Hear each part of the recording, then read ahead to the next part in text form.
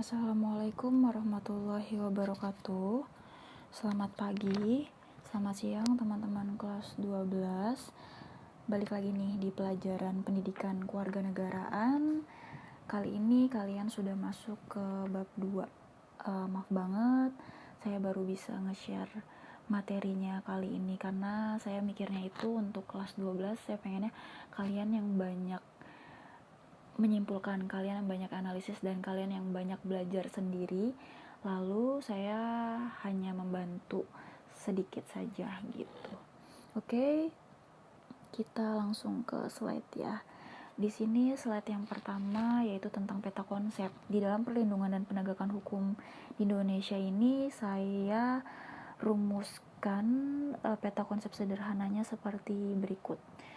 Saya bagi menjadi 3 bagian pokoknya ya, yaitu yang pertama hakikat pelindungan dan penegakan hukumnya. Di dalam hakikatnya itu nanti mencakup konsep, mencakup unsur dan teman-temannya. Nanti kalian bisa baca lagi di dalam bahan ajar yang sudah saya share di e-learning juga LKS-nya sebagai referensi, tambahan referensinya. Yang kedua ada peran lembaga dan penegak hukum, dan selanjutnya ada dinamika pelanggaran hukum. Oke, next ya. Yang pertama itu hakikat pelindungan dan penegakan hukum. Di dalam hakikat dan pelindungan penegakan hukum ini ada 2 elemen penting, yaitu penegakan hukumnya sekaligus pelindungan hukumnya. Di sini saya analogikan analogikan itu seperti sebuah neraca di mana 2 elemen penting yaitu penegak hukum dan pelindungan hukum ini harus berjalan beriringan atau selaras agar menciptakan kehidupan yang baik gitu. Nah, yang pertama konsep pelindungan dan penegakan hukum. Nah, di sini pelindungan hukum adalah daya upaya yang dilakukan secara sadar oleh setiap orang maupun lembaga pemerintah dan swasta yang bertujuan mengusahakan pengamanan, penguasaan, dan pemenuhan kesejahteraan hidup sesuai dengan hak-hak asasi yang ada. Selanjutnya, penegak hukum itu sendiri merupakan salah satu upaya untuk menjadikan hukum sebagai pedoman dalam setiap perilaku masyarakat maupun aparat atau lembaga penegak hukum. Nah, selanjutnya nextnya coba kalian bayangkan jika di kehidupan di kehidupan keluarga kalian nih, kehidupan dalam kehidupan keluarga atau dalam lingkup yang paling kecil tidak ada aturan hukumnya atau tidak ada aturannya. Ya udah setara kalian aja. Jadi dari orang tua kalian tuh nggak netapin aturan, kalian mau bangun siang, kalian mau menjalankan ibadah atau enggak, kalian mau makan kapan aja, kalian mau mandi atau enggak, itu gimana? Pasti nggak enak kan. Terus juga kalau di sekolah juga nggak ada tata tertibnya, mau pakai seragam atau enggak, mau datang jam berapapun terserah, terus mau ngerjain tugas atau enggak, itu pasti nggak enak juga kan itu. Terus juga di dalam kehidupan masyarakat nggak ada norma-norma yang berlaku, nggak ada norma kesopanan, nggak ada norma kesusilaan dan norma-norma lainnya. Ataupun di negara kita nggak ada konstitusi yang berlaku atau nggak ada undang-undangnya, itu bagaimana? Apakah akan tercipta suatu kehidupan yang selaras? Apakah akan tercipta suatu kehidupan yang kita idam-idamkan atau kehidupan yang nyaman untuk kita? Pasti jauh dari kata itu. Yang ada justru akan tercipta suatu kekacauan, suatu ketidaknyamanan, kebiasaan, terus juga ketidaksesuaian dan jauh dari cita-cita atau bayangan hidup di benak kalian. Nah, terus juga bayangkan jika kita sebagai bagian dari masyarakat itu berbuat seenaknya atau menghalalkan segala cara untuk mencapai keinginan-keinginan kita. Terus bayangkan bagaimana kehidupan yang akan terjadi. Pasti akan jauh dari kata atau akan jauh dari terciptanya keamanan dan ketentraman serta ketertiban. Nah, itu pasti nggak enak banget kan. Untuk itu, di sini tujuan dari kita belajar mengenai perlindungan dan penegakan hukum agar kita bisa sadar mulai dari diri kita sendiri, agar bisa menciptakan atau membiasakan diri untuk menaati atau membiasakan hidup dengan aturan-aturan yang berlaku. Nah, Di dalam hakikat perlindungan dan penegakan hukum ini saya bagi menjadi dua ya. Yang pertama, unsurnya atau unsur dari perlindungan hukumnya ini terdiri dari 4 elemen. Yang pertama, adanya perlindungan hukum dari pemerintah. Jika aturan hukum atau norma-norma yang sudah dibuat oleh si yang pembuat itu atau si pemerintah yang sudah membuat undang-undangnya lalu dijalankan atau tidak dijalankan, atau dipatuhi atau ada yang dilanggarnya, pasti ada perlindungan dari si pemerintah itu dengan ada rewardnya atau ada sanksinya. Yang kedua, jaminan kepastian hukum. Nah, di sini jelas dengan adanya tadi perlindungan juga pasti ada jaminan. Selanjutnya ada berkaitan dengan hak-hak warga negara. Jika kita melanggar atau kita tidak mematuhi atau kita mengingkari aturan yang sudah kita sepakati secara bersama, itu pasti efeknya itu tidak hanya balik ke diri kita doang, tapi kita juga akan menimbulkan efek untuk orang lain atau akan mengganggu hak serta kewajiban dari setiap warga negara di dalam kompleks atau di dalam lingkungan itu sendiri. Selanjutnya adanya sanksi bagi yang melanggarnya jelas. Kalau misalnya suatu aturan, norma atau undang-undang atau konstitusi yang dilakukan itu dilanggar, tidak ada aturan, tidak ada teguran, tidak ada sanksi, maka kehidupan yang kita idam-idamkan atau yang nyaman itu tidak akan tercipta. Makanya perlu yang adanya hukuman atau sanksi agar para masyarakat atau orang-orang yang terdapat di dalam situ agar tidak mengulanginya kembali. Nah, bagaimana tugas dari adanya ketentuan hukum? Nah, tugas atau peran dalam ketentuan hukum itu yang pertama, untuk menjamin kepastian hukum bagi setiap orang di dalam masyarakat. Yang kedua, untuk menjamin ketertiban, ketentraman, kedamaian, keadilan, kemakmuran, kebahagiaan, serta kebenaran. Dan yang terakhir, menjaga jangan sampai terjadi perbuatan main hakim sendiri di dalam pergaulan masyarakat. Nah, mungkin untuk ketiga elemen di dalam tugas dan ketentuan hukumnya, saya pikir kalian bisa dan dapat memahami dengan sendirinya ya. Jadi saya next aja ya. Oke. Nah, pada hakikat tadi, setiap orang berhak mendapatkan perlindungan dan penegakan hukum. Nah, oleh karena itu terdapat banyak perlindungan hukum dari sekian banyak jenis dan macam perlindungan hukumnya. Terdapat beberapa di antaranya yang cukup populer nih atau yang sering kita dengar, yaitu seperti perlindungan hukum terhadap konsumen. Perlindungan hukum tersebut diatur di dalam Undang-Undang Republik Indonesia atau diatur dalam Undang-Undang negara kita di nomor 8 tahun 99 tentang perlindungan konsumen. Undang-undang ini mengatur segala hal yang menjadi hak dan kewajiban antara produsen dan konsumen jadi untuk kegiatan ekonomi. Yang kedua itu perlindungan hukum di Indonesia diberikan juga kepada hak atas kekayaan intelektual atau haki. Nah, di sini pengaturannya berupa hak atas kekayaan intelektual meliputi hak ciptanya, hak atas kekayaan industrinya juga.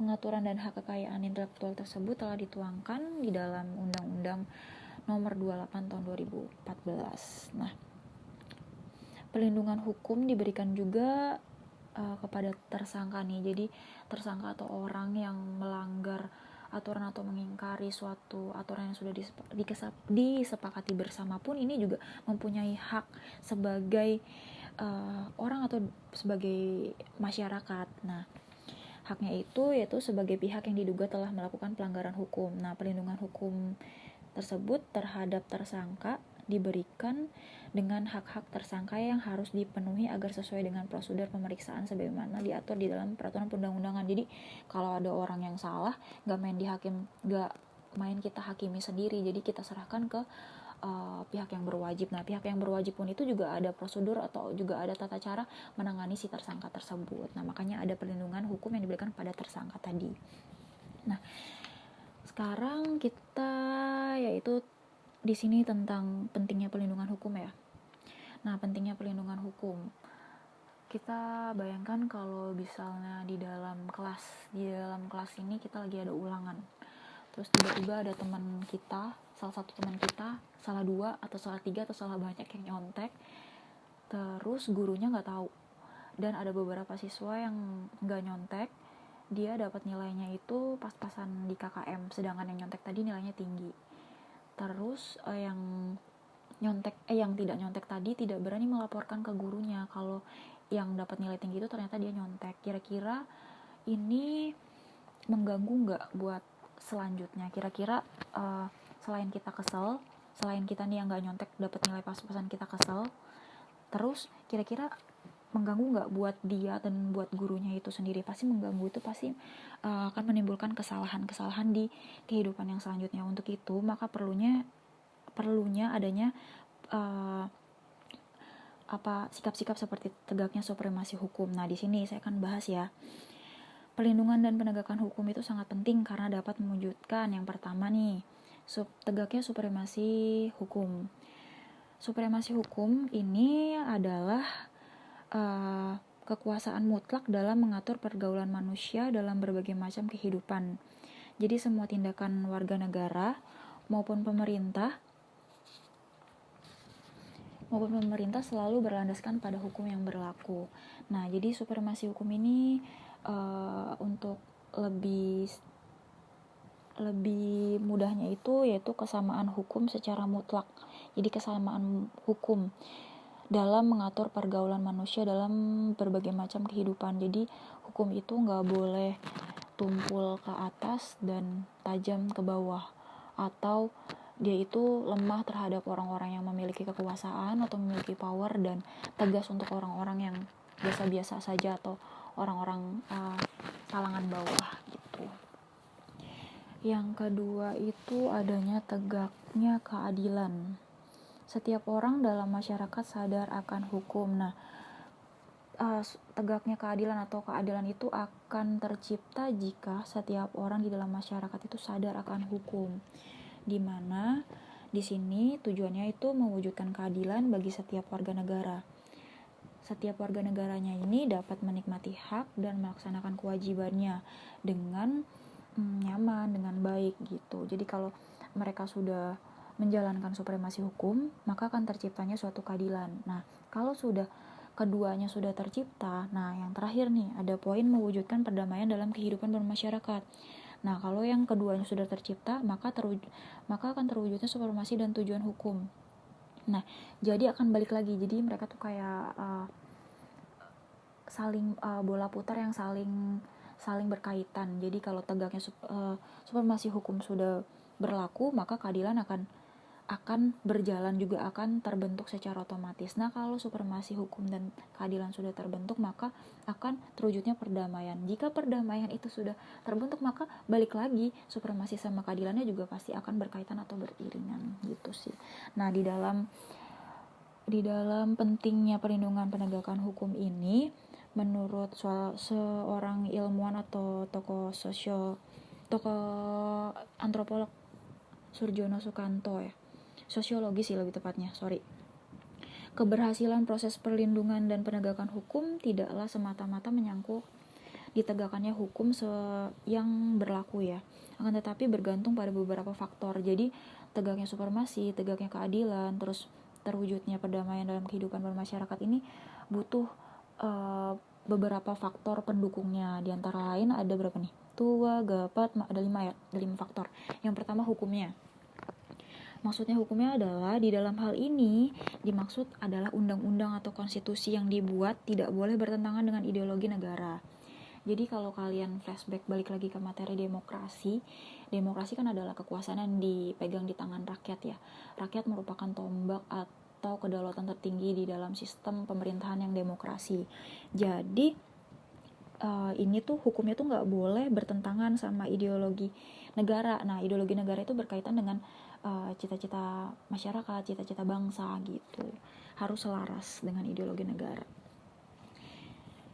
Nah, selain itu, penyusunan undang-undang dibuat haruslah menurut ketentuan yang mengatur kewenangan pembuatan undang-undang sebagaimana diatur dalam konstitusi negara. Nah, selanjutnya ada penegak hukumnya. Penegak hukum yaitu pihak-pihak yang secara langsung terlibat dalam bidang penegakan hukum. Penegak hukum harus menjalankan tugasnya dengan baik sesuai dengan perannya masing-masing yang telah diatur di dalam peraturan perundang-undangan. Jadi nanti kita akan bahas peran lembaganya ya nanti di next slide-nya.